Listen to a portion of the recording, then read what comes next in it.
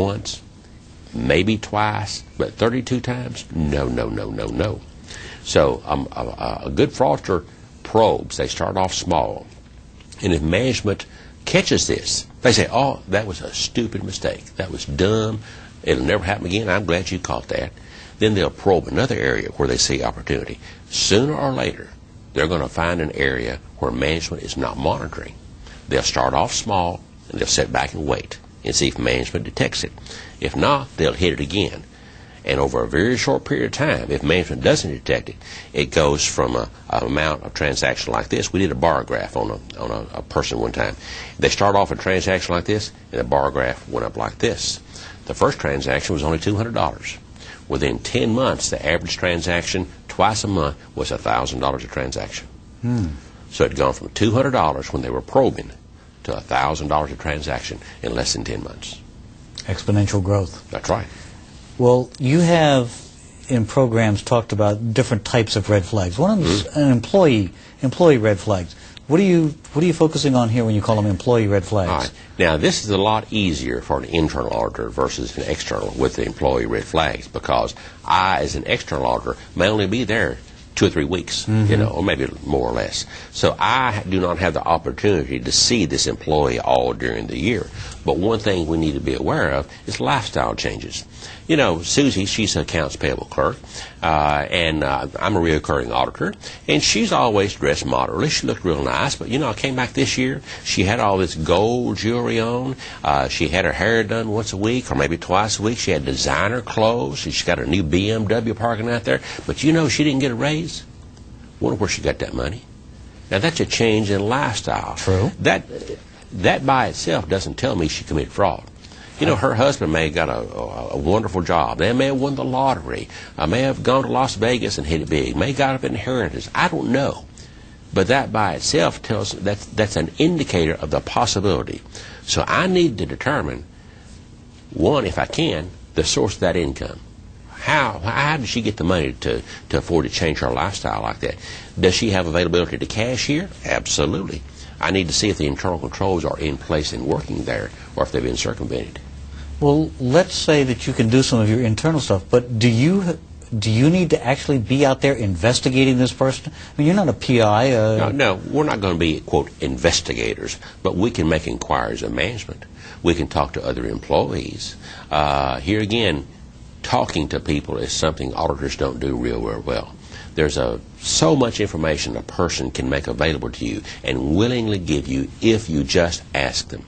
Most people will not, under normal circumstances, volunteer because they don't want to be categorized as snitches or, I squeal, but they won't lie.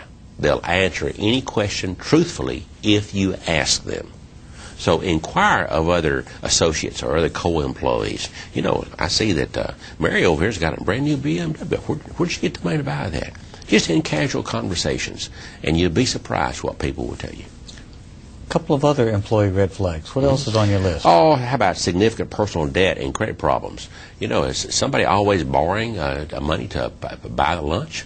Or is their check being garnished? Now, an auditor can determine that. You can find it. Yeah. Are they always short on cash? Do you have creditors calling your office wanting to know, when they're going to pay their bills and so forth? They're under pressures. They're under pressures related to obtaining cash. They need cash. All right. Is that person in a position to obtain cash? Now, you've got to be careful here, because a person doesn't have to be in a position to have direct access to cash to get it if they understand opportunity. Old Joe the janitor does not have access to cash. Right. But if he understands opportunity, he can cause the cash to come to him. Now, we don't have time to go into how he does it, but just take my word for it. Old Joe the janitor can steal cash, and he can steal you blind if he understands opportunity. So, because of the weaknesses in internal control, is there an opportunity for this person to obtain cash? If so, you need to check out and see if they took advantage of those opportunities. But it might not only be cash from within the organization, it could be cash, for instance, kickbacks from dealings outside the organization. Vendors. Or anything else. That's right. If they are responsible for awarding contracts, look at the contracting process. Make sure the competitive bids were solicited. Make sure they were evaluated properly. Make sure that it was awarded to the best and lowest, not necessarily the lowest, not necessarily the best, but the best and lowest bidder. So you want to make sure that that process was implemented like it should have been. Or inspectors. Or inspectors. Yes. Inspectors, there's so many opportunities for inspectors to take bribes and kickbacks, mainly. We have a paving contract. We're required to get 4 inches of paving. How about let's just put down 3? Once it's down, nobody's going to know about it. That reduces the cost of blacktop by 25%. Hey, I'll give you 10 if you'll just let me get away with putting 3 inches down rather than 4.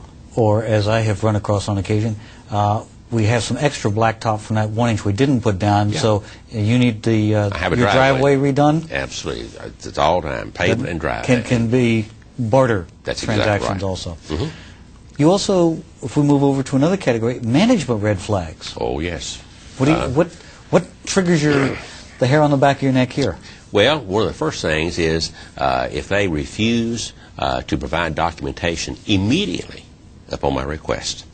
Now, sometimes, I want this certain folder. Well, the manager, he has that folder out today. I'll tell you what, though, I'll have it for you the first thing in the morning. Well, I may accept that one time, but the second time, no. Let's go get it. Because the problem is that the documentation in that folder may be fabricated that night. Mm-hmm. Equity funding was a classic case of this, where many employees, it was somewhat an exception, but they had meetings at night where they fabricated massive amounts of documentation for the auditor, but they had it for them the first thing in the morning. So if management makes that request once, I may go along with it once, but if it's a recurring thing, no, let's go get it now. So failure to provide documentation upon request. Anytime you go into an organization and they have a lot of checking accounts, I've gone into some small local governments as to how they kept track of their checking accounts. Well, this is a blue checkbook, and this is a red checkbook, and this is a green checkbook. Well, why do you have those? I don't know. Management wanted to have them. Anytime you have multiple checking accounts, it creates opportunity. Because when you have decentralization here, you have control. If you have control over those checking accounts, in other words, the chief financial officer may be the only one who knows about those checking accounts. They may know what those monies in those checking accounts can be used for. So I want a centralized checking account, just one. If you have a good accounting system, I don't care how many funds you have at local government, you can have centralized cash account. But the more cash accounts you have, the greater degree of risk it presents. That's not an indicator of fraud, but it presents opportunity. And you just need to check out to see if someone took advantage of that opportunity. Okay. How about frequent changes in auditors? Why? Did we have a disagreement? If you are a successor auditor, you need to contact your predecessor auditor and find out why did they either not choose to renew the contract with you, or maybe they chose not to propose on this audit. Well, because management, I had a bad time with them. They reluctantly provided me everything. I had to badger them. They did not implement my internal control recommendations. They were unresponsive with regard to the letters of representation. I like to never got it out of them. I didn't want to take that risk. Well, as you, a successor auditor, do you want to take that risk? Did you have some improprieties that they said we don't want to discuss, we don't want to do anything about? You need to check out those and find out why they can change auditors. The SEC now requires that any time SEC registered company changes auditors, they must say why. Right. Mm-hmm. There are a number of red flags that you've highlighted and we have in the material, but talk to me about why auditors fail to pick up on these, other than the fact that they don't do your basic rule of walking and talking. Okay. Unfortunately, as in any business, well, auditors, they're in business. Sure. And it doesn't matter if you're Walmart or John Deere Company or ABC auditor firm, your objectives are the same. And that's to make a buck. In other words, we've got to make a profit. Auditing is a very competitive industry because the pie is getting smaller and smaller and smaller. As businesses consolidate and so on and so forth, we have less businesses, or big audits, and governments too, to audit. So the pie is getting smaller. So you're in competition. we propose on this contract, our profit margin's not very much. And we have to make that budget or we lose money. You don't plan to find fraud, but all of a sudden it raises its head and you see indicators. What's your incentive here? Because anytime you audit for fraud, you have to expand the scope of your audit, and it takes time. Time's money for you. So your incentive here, in order to make a profit, it's probably not that bad. Isn't there the other side of that, however, which says, if I find something like this, it is the chance to go to management, tell them that we have a problem, and knowing that you're going to have to expand the scope. Yes. It also says there has to be a fee adjustment. Yes. Well, this may be a fixed fee contract. Here again, it depends on management. Do you want to contract with management that says, I don't care what you find, we're not going to pay you more than XYZ amount of money? Here again, this is one of the things that you've got to take into consideration, the tone of the top.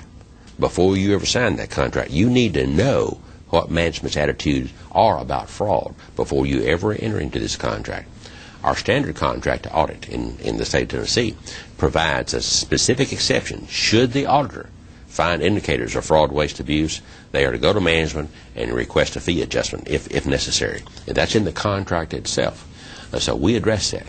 I want every member of the audience to put that language in their contracts, because I think that's critically important. If you find fraud or indicators of fraud, you got to get the adjustment. I really believe that you're absolutely right on that one, Dennis. Well, for what it's worth, that contract is online at our website at the State of Tennessee. State of Tennessee, go to the Comptroller of the Treasury, Division of Municipal Audit, and you will be able to download that contract. Let me just sort of wrap this up very quickly here. There are lots of indicators that you've talked about. Yes. We need to be skeptical, but you also can't presume that there's always fraud there. There's always opportunities for it, I think, is what you said.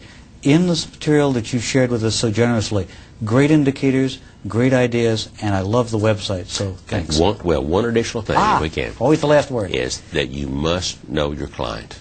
Agreed. If you do not know your client, in other words, you can't tell the difference between an unusual transaction and a usual transaction. By definition, you are at risk. So, you've got to learn at some point in time. But on every audit, there should be somebody that is thoroughly aware of what type of transactions that client should be entering into. And if they see an unusual transactions, they need to see why. Great. Okay. On behalf of Bisk Education Incorporated, I'm Marlene Schneider. And I'm Stan Rhodes. Thanks for joining us for the summer 2003 release of the Governmental Accounting Report. As you work with these materials, please bear in mind that the views expressed by expert commentators are their own opinions and do not necessarily reflect the position of Bisk Education Incorporated. If you need additional information or assistance, please contact us at 1-888-CPE-BISK, or you can fax us at 1-800-345-8273. Our worldwide website on the internet is www.bisk.com, and our email address is bisk@bisk.com.